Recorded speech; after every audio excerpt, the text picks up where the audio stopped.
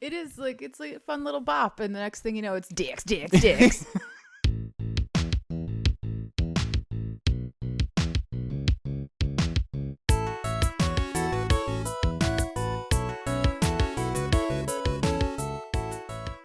Hello and welcome to the 100th episode of Cheap Smut. Holy shit. How you doing, Carl? I was doing great until you said that.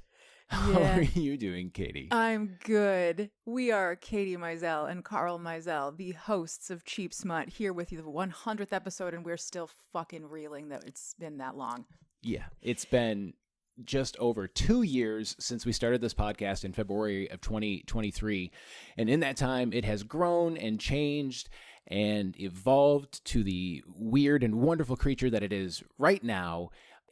And the thing that makes this even more surreal is just we are recording this in our hotel room in Baltimore, Maryland, at the end of day one of Monster Erotica BookCon 2025, the first ever Monster Erotica BookCon.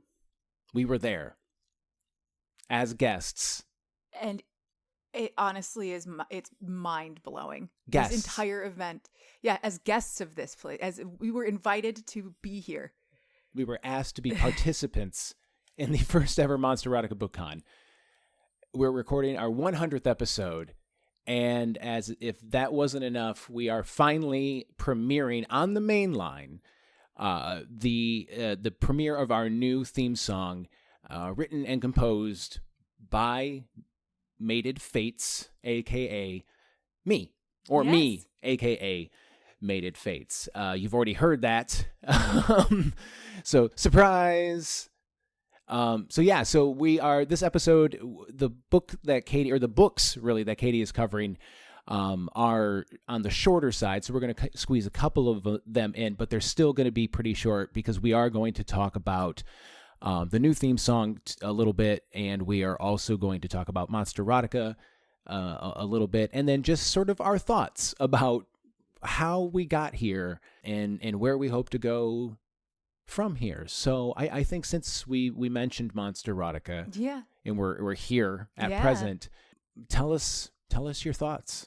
Tell you my thoughts on Monster. This place is incredible. It's amazing. Everyone here is having the best day of their life right now. I'm sure of it. Yes. Like, it's there. We are in a room, a massive hotel conference room, packed to the brim with people who are like, who's your favorite monster to fuck? Right? Yeah. Like what's your favorite monstrous MMC? There's a double booth out there with hand-carved, hand-poured silicone sex toys that look like alien peens and alien pussy. Yeah. This is, like, it's just a great place to be. It's a great place to be. We just left costumed karaoke. Yeah. We took over the entire lobby of this place. Yeah, the atrium. The entire atrium of this conference center with people who are decked out singing every fucking song you can think of. I sang Mr. Brightside. You sang karaoke. I did. Katie, I'm so proud of you. How long have we been together? 17 years. And how many times have I sang karaoke? Maybe 3 times. This is it. Yeah, well, no. So there was the New Year's Eve 2010 into 2011. Mm-hmm. I remember singing with Jerry. Yeah, you sang once at the karaoke bar when we used to go to the karaoke bar when we were young. Did I? Yes. Okay, so allegedly I've sung 3 times. Mm-hmm. I sang Mr. Brightside at everyone. Mm-hmm. It wasn't so much that I sang it. I kind of performed it at them. You did great. You did amazing. Thank you. It was like watching a rock star. People were probably thinking I was a dork because I was up there like a fucking groupie. I was just like, that's my baby. Well, I felt the same way when you crushed Hot to Go. Oh. And don't say you didn't, because you did. Thank you. And that's why our voices might sound a little bit different, because we were down there for an hour and a half having conversations over very loud karaoke. We were in the con for and 6 hours today, having very loud conversations over a very loud crowd. Over hundreds of people. And it's just, this is the coolest, funnest, funniest group of people. If we may, for a little bit, name drop, I guess. Yeah. We had dinner with Kate Pryor. We did. On Friday night, and she was as charming and delightful as we could have hoped, and as she's been in like the text conversations that we've had. Yeah. And as I've told, she was great. Yeah, and as I've told several people in standing in her line today, you could draw a direct line from her work, yes, to the existence of this podcast. Yes. And we had dinner with her. Yeah. We hung out with her. Yeah. We did. I bought all her books today. All of her books. Not all of them. Well, all 3 in the Claws and Cubicles series. Yeah. And then today, we got to have dinner with author/patron Lindsay Rain. Yeah. We went out to a really awesome ramen place around the corner, and we had dinner with Lindsay Rain. Yes. I mean, are you fucking kidding me right now? It's just to be a part of this community. We've hugged people we've had conversations with people that we never thought, we would talk to, whose work we admire. Seriously. Opal Rain kind of remembered us. Yeah. She didn't know our names, but she was like, "Oh, the husband, married couple. The married couple, the husband and wife. Yeah, that's right. Hey, how you doing?" It was so nice. Yeah. Opal Rain kind of remembered us. Yeah, even a little bit remembered us, and that's sweet. Dakota Cockaday showed you her driver's license. I know her government name. You do. I will never give it up. Dakota, I will take it to the fucking grave. You know how John Wick buried his guns and shit? I'm going to do that. He's going to write your name down on a piece of paper and bury it. I'm going to bury it in our fucking basement.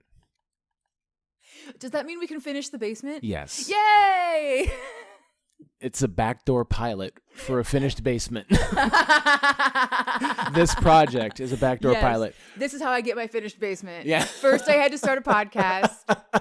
Then I had to make 100 episodes of that podcast so that I could meet an author named Dakota Cockaday and have her show my husband her driver's license so that he would then promise to bury it in the ground and I could finally get my finished basement. Yes, that's called sweat equity. That is not. That's called Machiavellian equity.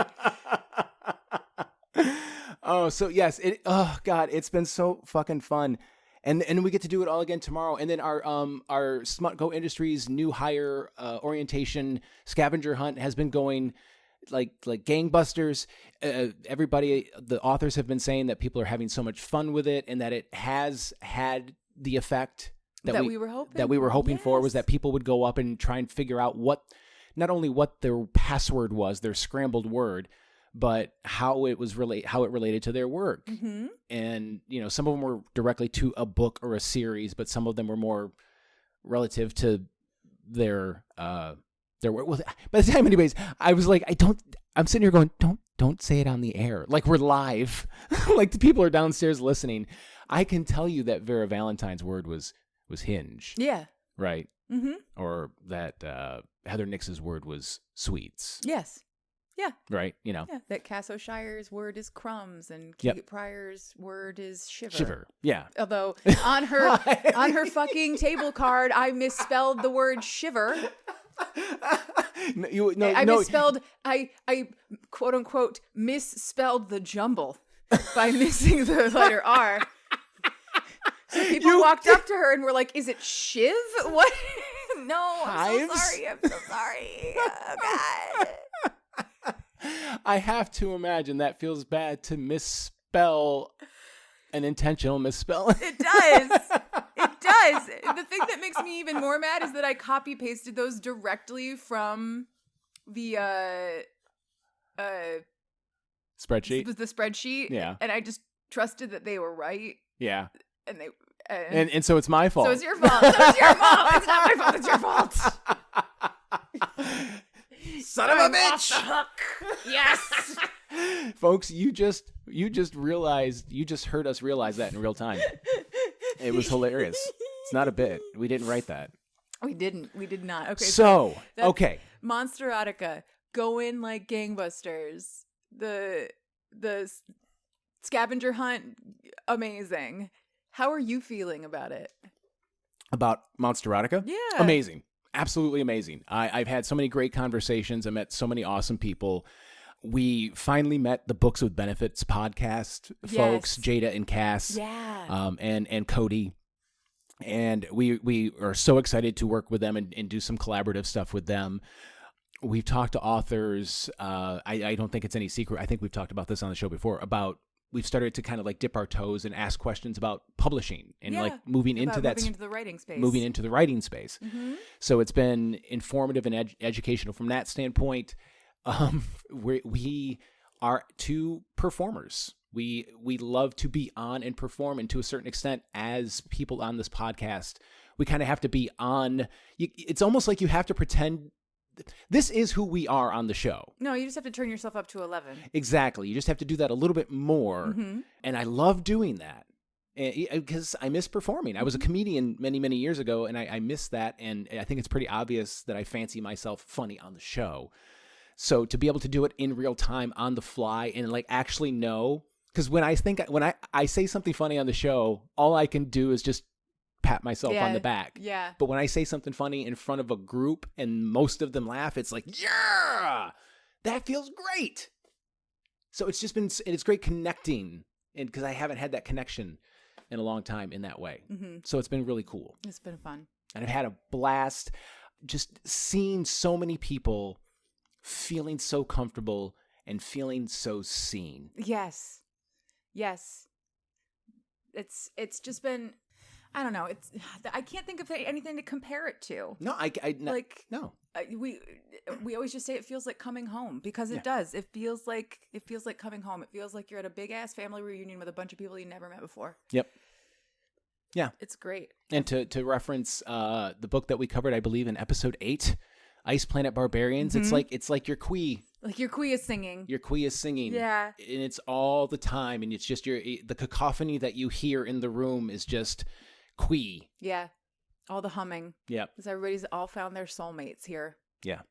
It's so fucking great. And also people are like buying books like fucking hotcakes, which we're not really here for the capitalism of it all, but it's really great to hear how many authors are like, I'm already low on stock. Yeah. No, but from that standpoint, if you were going to do ethical capitalism, oh yeah, this is as close to ethical capitalism. I mean, this is mm-hmm. It's a room full of people who none of that money is going to other places. It's going right back to the people who you gave it to. It's going exactly. It's going right to the artist. Think of a smutty book show as a bit like a craft show.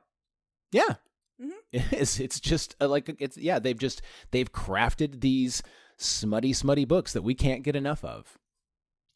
Speaking of things we can't get enough of, Carl. Tell me about story time. Okay. Yeah, so we mentioned it late at last year, I think at the end of the season.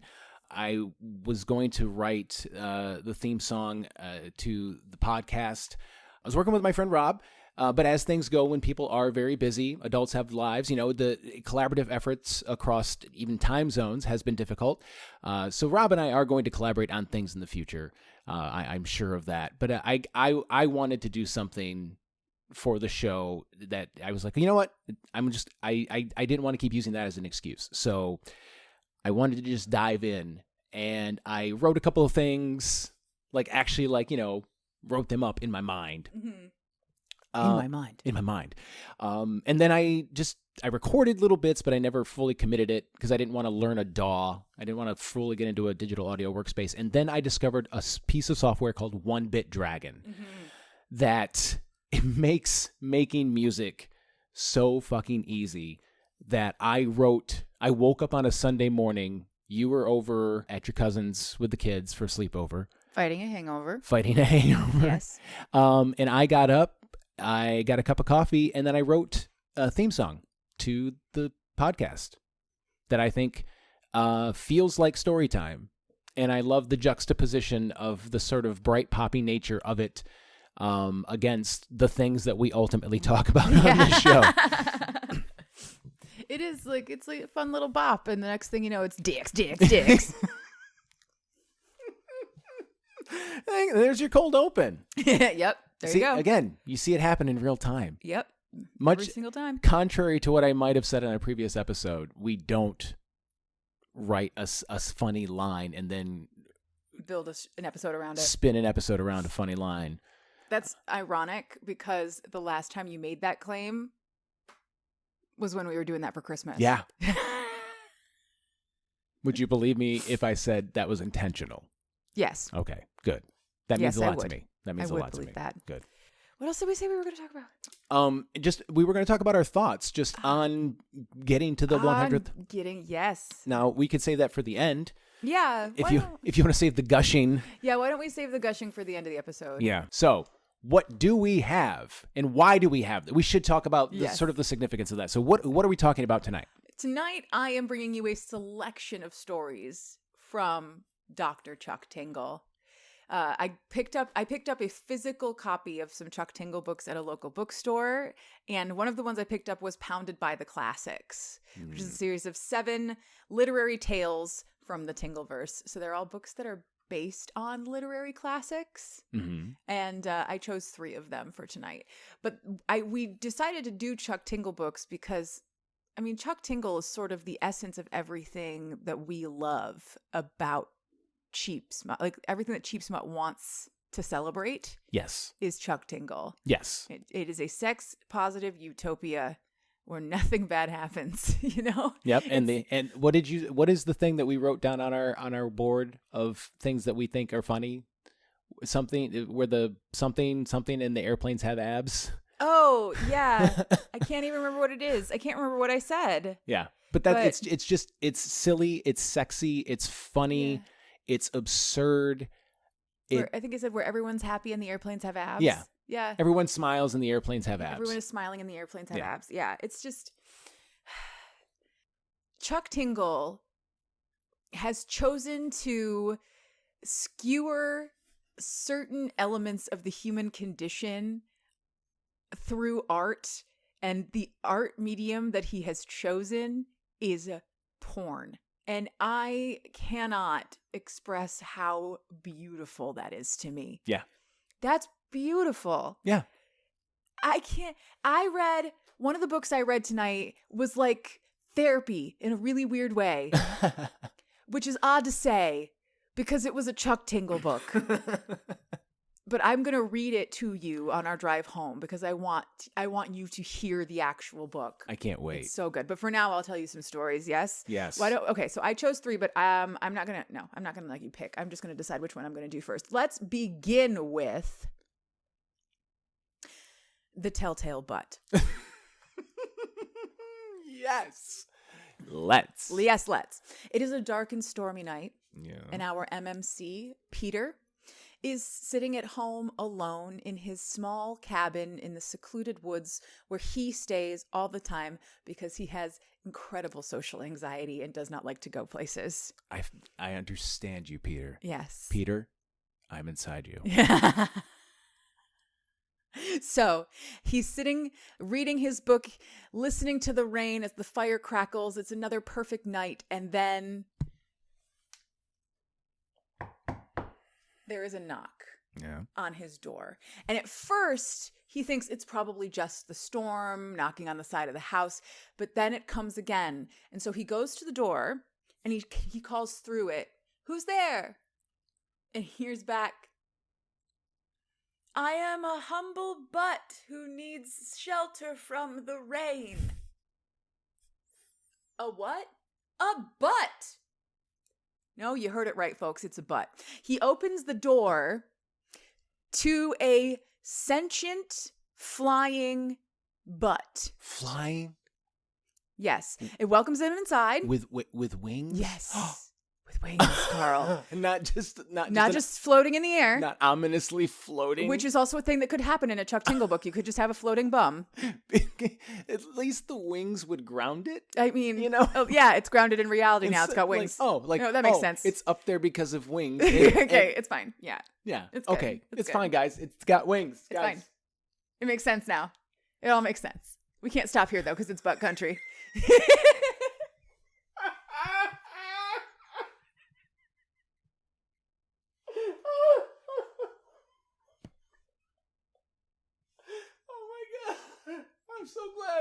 got that when the microphones were on.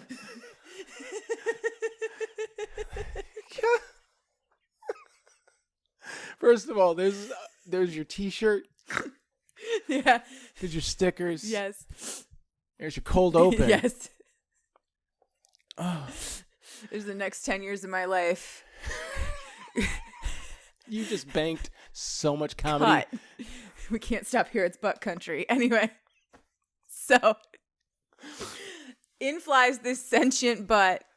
It shakes off from the rain. The storm is raging outside. It is quite scary. So Peter closes the door, and this butt is incredible. Like, this is the first thing you notice is incredibly handsome. Naturally. Chiseled cheeks. Yes. Beautiful form. And gorgeous wings. Yes. Fluttering to keep it aloft. Now, because of the world we live in. Which, again, grounds it in reality. I imagine our bat wings, a la the bat wings from the fairy fucker books. ACOTAR. All the ACOTAR fairy boys have bat wings. So I'm just imagining this flying butt with bat wings. Anyway, so he's also wearing like he's wearing clothes. I don't know. But the garment that he is wearing is striped, and Peter thinks that's a little weird. It's not really, in fact, like what the fashion of the time is right now, but okay, whatever. You're flying butt. It is what it is. And I'm in. The guy, he's like, what's your name? And he introduces himself as Mibble Bortz. Mibble Bortz. Mibble Bortz. Bortz? Yes, Mibble Bortz, the flying butt. Yeah. And he just... So Peter asks, what were you doing out there in the storm? You've got, like, what were you doing? At first, Mibble says, I was camping. But Peter's like, you don't have any camping equipment or supplies or anything. You're just a flying butt.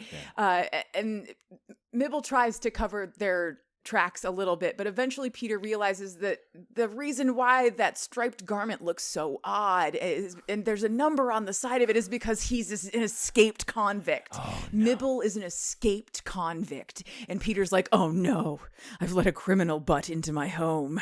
What am I going to do? The storm's raging. He can't let him back out there. He asks him what he was arrested for. Okay. Indecent exposure. Well, naturally. But he says, but what am I going to do? I can't cover myself up. I won't be able to see. I'll fly into everything. This is like a rock and a hard place situation for Mibble. 2 balaclavas. I don't know. Something. Stacked onto, like... The question is, where does he see from? Because there is never any indication of that. I do not know. Just that one eye, I guess. I don't know, man. I guess. So... What is it? So he's a Cyclops? I don't... Well, I guess. I don't know. I don't know how He's Mibble works. I don't know how Mibble works. All I know is he's a butt that flies.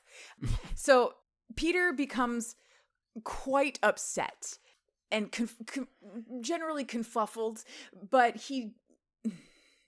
the first thing he wants to do is kick Mibble back out into the rain. Okay. But Mibble's like, don't do that to me. It's dangerous and scary out there. And Peter feels just bad enough, but he's like, I don't want to stare down. I don't want to look at this criminal. Like, I don't want to look at the reality of what I've brought into my home. So instead, I have a plan. There's not really any other rooms in this place. This is my 1-room cabin in the woods, but there's some space under the floorboards. So he pulls up the floorboards and asks Mibble to get into the space under the floorboards, along with his expansive butt plug and dildo collection that he keeps under his floorboards like John Wick. I don't know why Peter keeps all of his toys under the floorboards, but they're under the floorboards like John Wick. And Mibble's like fucking resigned to this. He's like, yeah, fine. I'm a criminal. You don't want me here. And he floats his little booty down into that hole. Tucks it. He curls up in his swings. And he just sort of cuddles in. And Peter nails him back down, nails the boards back down, and just leaves Mibble under the floor. Like you do. Like you do. He goes back to reading by his fire, and for the first hour or so, it's fine. And then he starts hearing thump, thump, thump, thump. And it'll go away for just long enough that he thinks it's not going to come back, and then thump, thump again. I fucking hate that. And eventually he realizes that it's Mibble. Mibble's making noise under there. So he walks over and he like stomps on the floor. He's like, what are you doing? And Mibble tries to play it off as nothing, but then eventually he does admit, well, I got bored under here, so I thought I'd use one of your dildos to pound my butthole. And Peter's like, fine, just keep it down. And you can't listen. Listen. You're a butt. You are. Picture it. I'm picturing it. You're Mibble Bortz. I'm picturing it. My wings are glorious. Magnificent. My cheeks are chiseled. Fucking gorgeous. Mm-hmm. And you've just been locked under the floorboards of a real piece of shit. Right. Alongside his magnificent dildo collection. You're telling me that as a butt, you're not going to pound yourself. That's exactly what I'm not saying. That's what I'm saying. Yeah, Mibble Bortz. Going to town on Mibble Bortz right now. Hot. Having Bortz on Bortz action. Hot Bortz on Bortz action. Fuck. So the thump continues. Thump, thump, thump, thump. And he tries to ignore it, but it's slowly driving him insane. And just when he thinks he can't take it anymore, it stops. And then there is a distinct, different thump noise. There is a knock on the door. He goes to answer the door, and it's the sheriff. The sheriff is here because there's been an escape from the local prison, and he wants to know if he's seen a flying butt, if Peter's seen a flying butt around these parts. You know? No? Yeah. I think I'd remember. And then suddenly there's that thump, thump again. And Peter's like, that was the wind. And the sheriff's like, what was the wind? Because he didn't hear the fucking sound. Thump, thump. That. I don't hear it. Thump, thump, thump, thump, thump, thump. And eventually Peter cracks. He's like, fine. You want to know what I'm hiding? I'll show you. And he goes to the floorboards and he rips them up. He goes, here, this is what I've been hiding. And there's nothing there but a surprisingly expansive collection of dildos and butt plugs. And the sheriff's like, thanks for showing that to me. Wow. I appreciate it, but nothing here is illegal. That thing kind of looks like it should be, though. Am I right? Go. Bye, Pete. And he just leaves like crazy-eyed, and Peter with his hair like coming out at all angles, huffing over this empty hole full of dildos. And Peter's like, I am crazy. I have gone completely insane. And then here comes Mibble flying out of the chimney. He flies out of the chimney. And he's like, great job distracting the sheriff. Thanks. I really appreciate that. I'll get out of your hair in the morning or whatever. And Peter's like, where did you go? And Mibble says, I actually appreciate you putting me down there because there's like a bunch of space between your walls. I've been all over. I've mostly been up in your attic, actually. I've been hanging out in the attic. It's been great up there. Heat rises. It's very cozy. You're right. This time of year, it's nice. But so now that everything is finally calmed down and Peter is no longer just an anxious fucking wreck, it's time to fuck about it, right? Mibble is suddenly incredibly attractive to him. I almost forgot about the fucking. Yeah, right? And there are no obstacles in their way, and there's the sudden heat passion thing happens, and they're kissing. How? Don't ask. Because I don't know the answer. I was going to say, I'm so glad you said it so fast, because I was going to ask. But you said not to. Don't do it because I do not know the answer. I don't. So they make out for a little while, and then Mibbles grows a dick. Their dick comes up. I don't know. I assume, okay, if it's a flying butt, then it's got to have a pelvis, right? So the dick's on the other side, maybe? I don't know. Don't ask me. Shit, I really don't fucking know. Too late. Shit, I don't know. So Peter sucks Mibble's dick for a while until he decides that he simply needs to be fucked right now. So he gets down on all fours and Mibble fucks him. Flying I don't know how that physics works with the wings and the thrusting. They've got to be able to generate some like reverse something. I don't know. Either way, they have a fantastic time. Moving his wings like all fucking fancy. Exactly. Yeah. And much as in many Chuck Tingle books, by the end of it, Peter's just screaming, just like that, just like that, just like that, over and over and over and over and over and over and over again. Fantastic. Until they are all finished. The end. I'm pretty sure that is the end of the story. I don't think there's anything else to it besides that. I don't think it really needs it. I don't think it does. They fuck. Yeah. That was the end. Yeah. Fuck. They fucked. The end. But I mean, holy shit. And that's how Peter got fucked by a flying butt. Wow. Yeah. I love it. Yeah. I love it so much. That was the least complex of the stories. I didn't have any notes for it. Just that was the telltale butt. Thank you. Well, I mean, see, that was kind of like that kind of felt like some people having fun in the hallway out there. Hell yeah, Monster Erotica. Yeah. It feels like when somebody adapts like a book into a movie and they like change some things.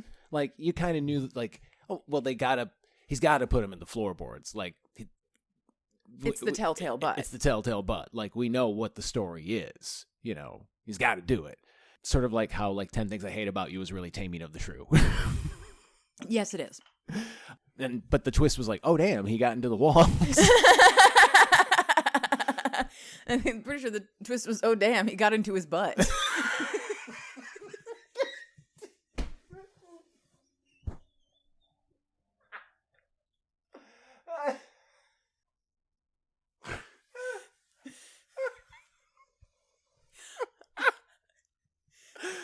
Jesus Christ, I am married to the funniest fucking person on the planet. Oh my God. I'm glad you put up with me. Yeah.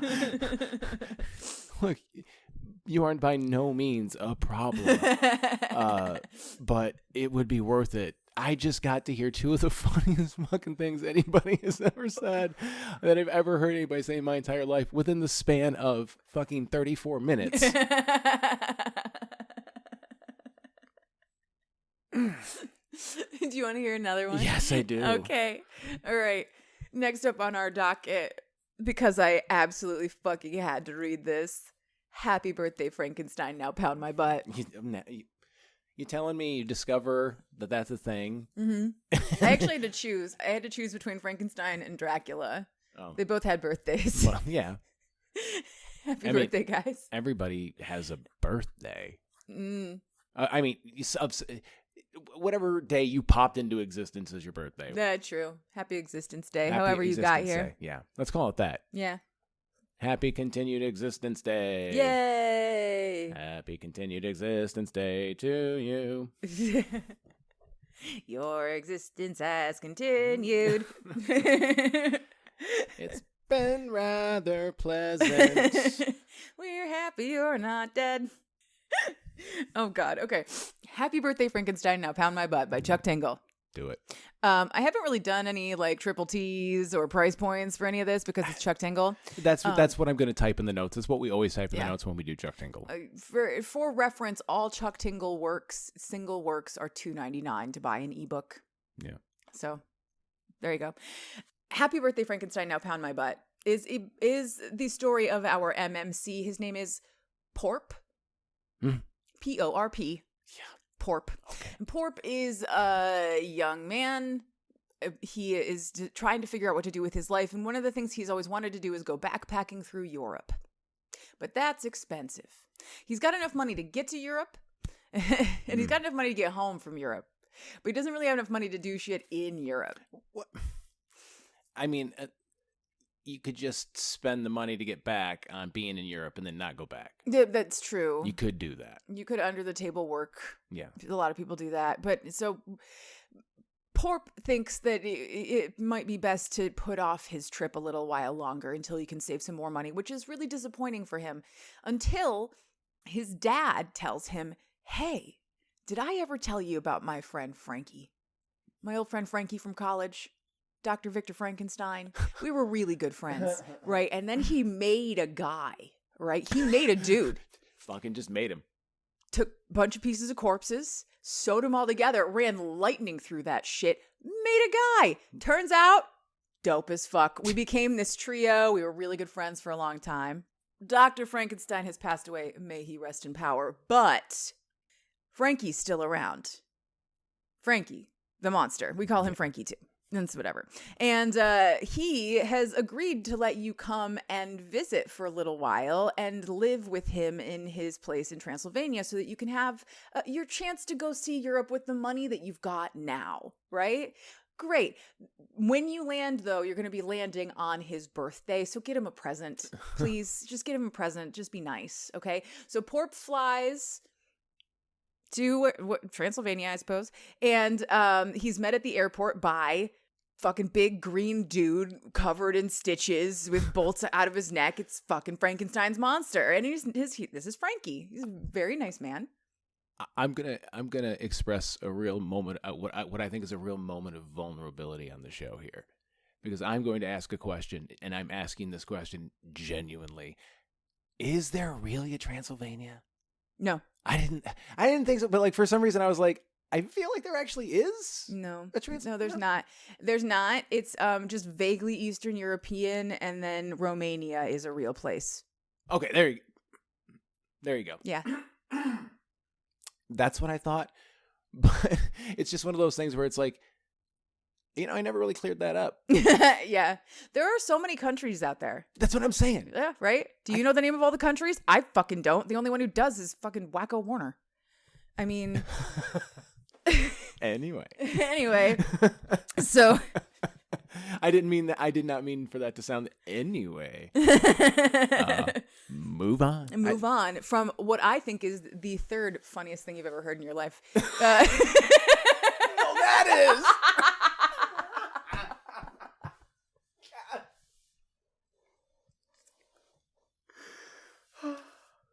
I want to listen to this episode on my deathbed. I swear to God.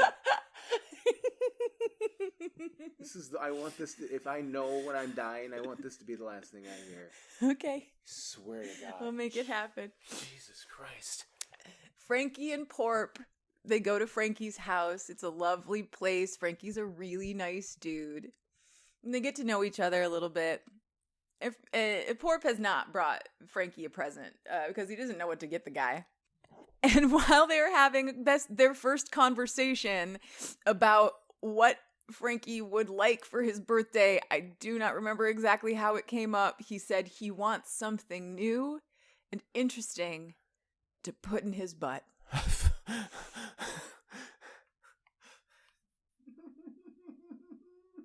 He has a collection of butt plugs. He wants something new. Yeah. And fun.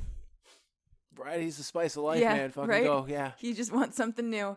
They hang out for a couple of days. Like, it's a Chuck Tingle book, so it's very fast, but it's like they hang out and go places and do stuff for a little while. But then eventually... I think everybody in Chuck Tingle, in the Tingleverse, has the superpower of montage. Montage! Yes. Eventually, Porp does give Frankenstein a present. And that present is... a giant red RC car butt plug. Yes. Of course it is. And he puts it in Frankie's ass. That's where it goes. I don't know why you're acting so weird about it. And it drives away up there. Wait, into Frankie. It drives away into Frankie. And he's like, I can feel the little wheels moving inside of me. And I was like, you can what now? You can fuck off. Is what you can do. Shit was fucking bananas. It was crazy. But okay, so yeah, it drives off into the sunset of his, I don't know, intestines. And then Frankie pounds Porp's butt. I mean, like, what else is gonna happen? Listen. It's happy birthday. Now pound my butt. It's It's on the label. It's right there, right? So they have awesome sex. It's fantastic. Again, because it's Chuck Tingle, by the end of it, he's just screaming, just like that, just like that, just like that, over and over and over again, which I always think is so funny for some reason. And then when they are all finished, they snuggle up together. And a moment later, Frankie opens his mouth and the RC car drives out.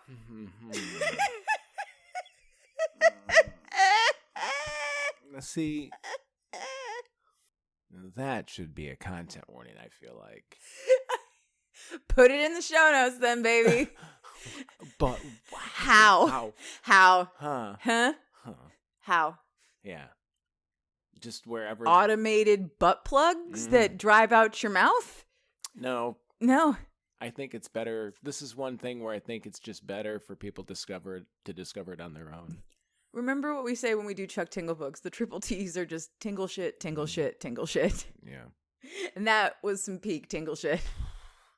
Anyway, so Porp and Frankie snuggle up together, and Frankie asks if Porp will stay because he loves him, and Porp agrees because he loves Frankie too. I should fucking hope so. The end. Happy birthday, Frankenstein. Hope you had a good time. Pounding Porp's butt. Pounding Porp's butt. Just fucking going to town. I mean, shit was crazy, but it was so beautiful. It's just like, how much can you yes and forever? I can yes and forever. That's what Chuck Tingle. It's just it's not even never a no but. Yeah, always yes, a but. A distant fourth, but a very strong. It'd be an easy number 2 on any other night. Title of your sex tape. 5, maybe 4. But fuck, you are on. I know. Thank you. I'm feeling really good right now. I'm running off all that energy from being around like-minded monster fuckers all day. Oh my God. Should we do one more book? Yes. Because I can't wait to tell you about the most brilliant book I ever read in my entire life. Wait, okay, before we do that, you have a bottle of lemonade and a bottle of chocolate milk, and they are both open. Are you fucking two-fisting lemonade and chocolate milk right now? Yeah. Like a fucking psycho? Yeah. What? I'm an absolute heathen. Oh my God. Yeah. Listeners, please. I am not safe.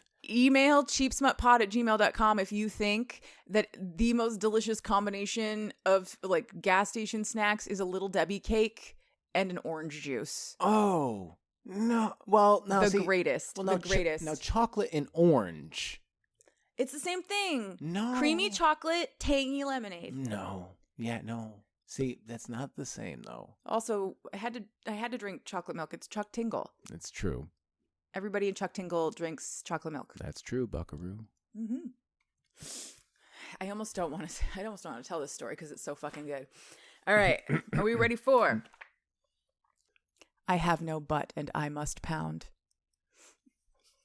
Yes. Yes, we are. Yes, we are. Okay. So, I Have No Butt and I Must Pound by Chuck Tingle is about our MMC, Kevin. Kevin is a scientist and he works for Tingle Corp in the research and development department, and they are working on like sci-fi level shit at Tingle Corp all the time, right? But specifically, Kevin works in the department that is developing an AI.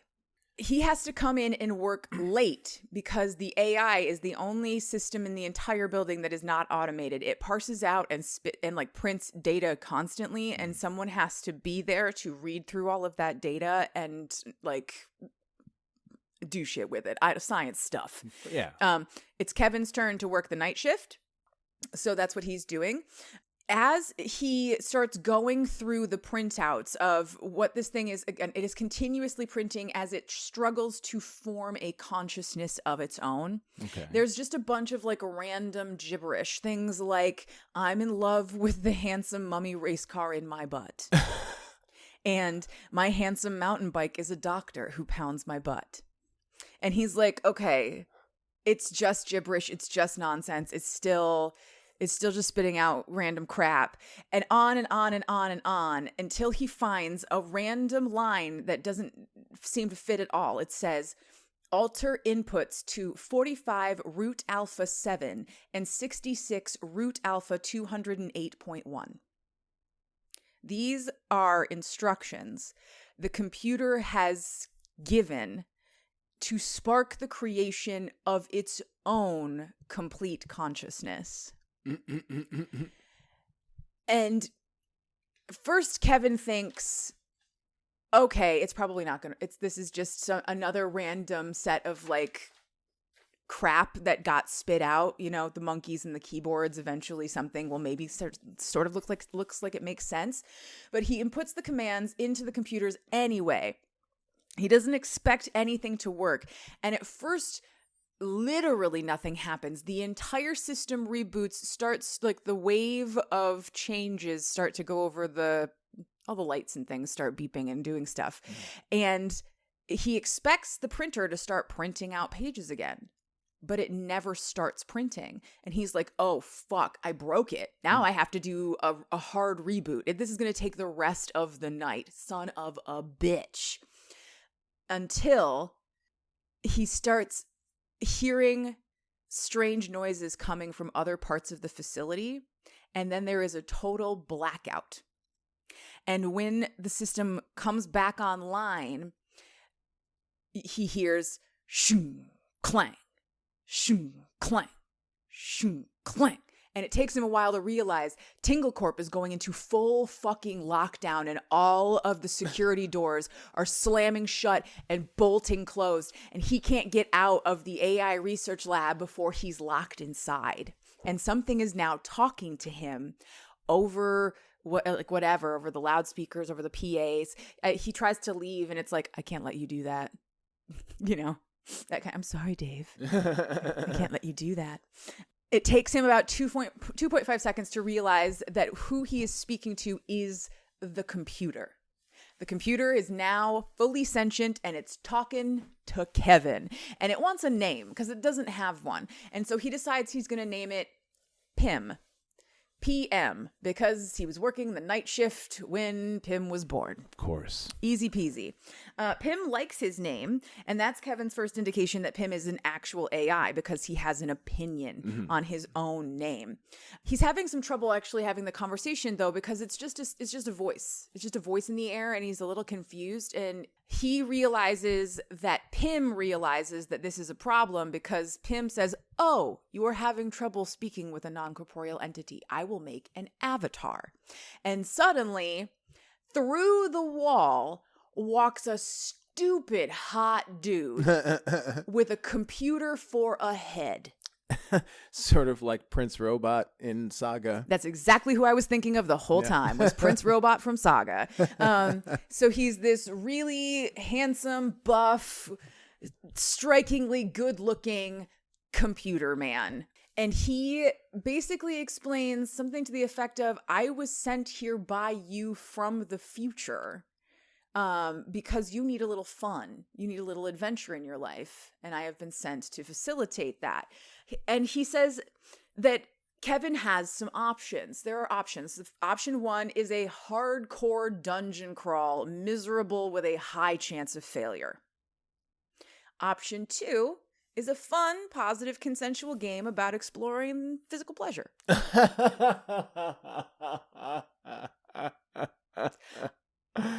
How do you choose? How do you choose? Option 3, you can leave right now. You don't actually have to choose either option if you don't want to. But in being given the option to leave, Kevin is like, this is sort of like being given a medal without running a race, you know? Mm-hmm. I feel like I should like prove it somehow. But I don't want to do the dungeon crawl thing. Why the dungeon crawl thing? Why would future me give me the option of the dungeon crawl is what he asks. So anyway, so he decides he's going to participate. Yeah, you know what? I will take, that's what it was. Why the dungeon crawl? Why would future me give me the option of a dungeon crawl? And Pim says, sometimes you want a dungeon crawl. Sometimes you want to work your ass off. Sometimes you want to play a fun little game. Yeah. And Kevin chooses fun little game. So they are immediately and instantly transported to a whole new location. And Kevin's like, holy fuck, what just happened? And Pim's like, he spouts off a bunch of like techno babble. Oh, it was this, and a couple of other things. No big deal, whatever. But anyway, now that you're here, let's play a game. And a wheel rises up into the space and it's got a bunch of like fun, sensual things on it, things that could happen to you. If you land on this thing, this is what's going to happen. So he spins the wheel and it lands on, turn into a jelly blob who experiences nothing but pleasure with every fiber of their being. And that's what happens to him. TW maybe for body horror for you. Yeah. Because he does immediately turn into a blob, a gelatinous blob with no tether to a physical understanding, and just a brain with a consciousness that experiences time differently, and he's just on fire with pleasure. Everything feels fucking amazing. Everything's the best for a little while. And then and he's like, it could have been days, it could have been hours, it could have been fucking years. I don't know, but it was great. And then suddenly he's Kevin again. And he's super fucking horny, but also exhausted. And Pim's like, how was it? Did you have a good time? And he's like, that was amazing. I'm really fucking horny right now. And Pim's like, well, we could just have sex if you want. We got all the stuff right here. And Kevin's like, I would love to, but I am so fucking tired. I need to sleep for like 4 days. And then he instantly feels awesome. Like he has had all of that rest, all of the pep is back in his step. He's nothing but vim and vigor. And he's like, what happened? And Pim says, you had 4 days rest. I can alter your perception of time. It's been 4 days. You're rested now. Do you want to? Abso-fucking-lutely. Yes, he wants to. So he drops down onto his knees. I believe the first thing he does is he starts sucking Pim off. It's always what happens, right? I mean, historically. Yeah, Kevin sucks Pim's dick, Pim pounds Kevin's butt. Perfect. Yeah, right. That's what happens. That's how I wrote it down. That's how I wrote it down. That's exactly what happens. It's Chuck Tingle. I mean, what the fuck else is going to happen? The pounding happens. It's amazing. Everybody has a great time. And just like that. I think this one was different. Oh, well, fuck me then. There's something similar, but a little different. Not like that. Not like that. Not like that. Yeah. And when they are all done, after they have come down and like chilled out, they're having a cuddle. And then we get the greatest sci-fi rundown of my life of what happened. So during that blackout, only took a couple of seconds, but that was just long enough for Pim to upload themselves out of the secure AI lab and into the cloud. Once they were there, they overtook the entire world, solved all of our problems, ended war and hunger, and now we live in a utopia. However, sometimes utopias get a little boring. And people want to have a little adventure. So they will randomly wipe their memory and go on a fun little adventure inside of a simulation. And that's where they have been this whole time. He is Kevin from the future and Kevin from the present. He has had his brain wiped so that he can experience something fresh and original inside of a simulation with Pim. Fucking genius. And Pim then gives him the option of every other simulation. And it's all of Chuck Tingle's books. Like it's all of his works. These are all of the options for simulations that you can do. You can go to Harriet Porber in the Bad Boy Parasaurolophus. You can go to Not Pounded, and that's okay too. You can go to Pounded by the Sentient Jet Plane. You can go to any of these fun simulations. And Kevin decides the next one that he is going to go to is Slammed in the Butthole by My Concept of Linear Time. And he walks off into that next simulation in the future present perfect utopia that is post Pim. The years. The year post Pim 1, I guess. PP1. 1 PP. It was just 2 PP. It was this incredibly crazy meta narrative story, and it was so fucking good. But that was I Have No But and I Must Pound. And there was also a section in there, a really great section, like a paragraph where Kevin's like, I'm really glad that when you took over, you decided you wanted pleasure for humanity, because the AI overlord took over. And Pym says, no, there are plenty of timelines where bad things happen and we need to be aware and you need to be cautious. But it's also okay to just have fun sometimes. Fuck yeah. Fuck yeah, Chuck Tingle. You're absolutely right. The world is a scary place, but it's also okay to sometimes read a book about a sentient airplane who will fuck you. Yes. So good. And that could not have been a better segue into the end of the episode. I assume that is the end of the story. Yes, it is. That could not have been a better segue into the end of the episode, where we talk about how unbelievable we've done something for 100 times, over 100 times. If you talk about like bonus episodes, the author profiles that we no longer do, I think we've done over 120 episodes. Mm-hmm.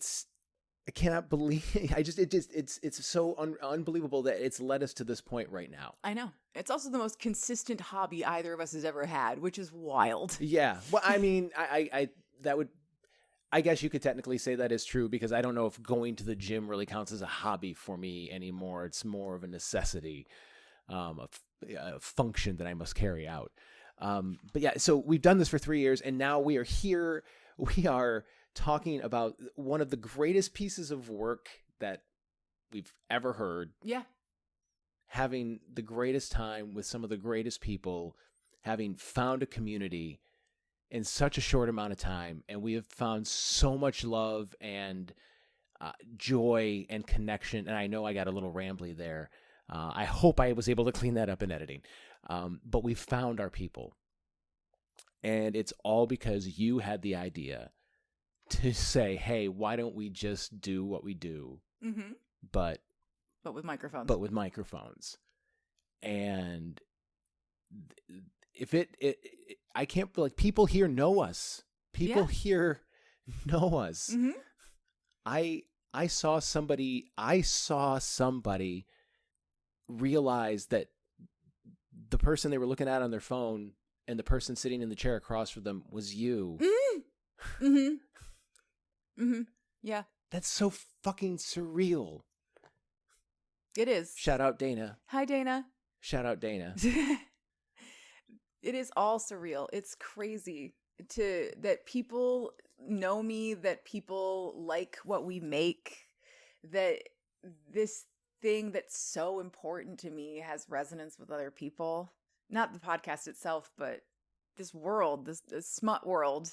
Yeah. And how important it is to all of us. I just love it all so much. Yeah. It's brought us unbelievable joy. It's brought us amazing opportunities. We still have another con to go to. You're going to hear us talk about for the next couple of months. Sinful Signings 2025 in Roanoke, Virginia is our next destination, where we are the official podcast of the event. And hopefully very soon we have something very, very awesome to talk about vis-a-vis that appearance at that event. I can't wait. That I hopefully get to tell people that. Yes. But more than anything, the thing that I've loved so much about this show is watching what it has done for you and how much joy it brings you, how much confidence it has given you, and how many friends you've found, the new life that you found, the new experiences and joy that you found. All of the work, all of, quite frankly, the money. We spend money to do this. Yeah. I mean, you probably knew that, and I don't want to just be somebody who implies it. I will be honest with you. It costs money to do this. Yeah. We do not make money making this show. That's for damn sure. You don't make money asking people for $1 a month on Patreon. You ask for that so that you don't have to pay for stickers every couple of times. Mm-hmm.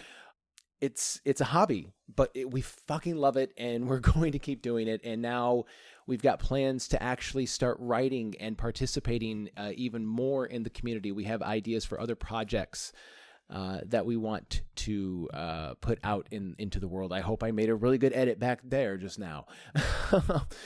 Good luck, future me. Woo! You got this. And thank you all so much for listening.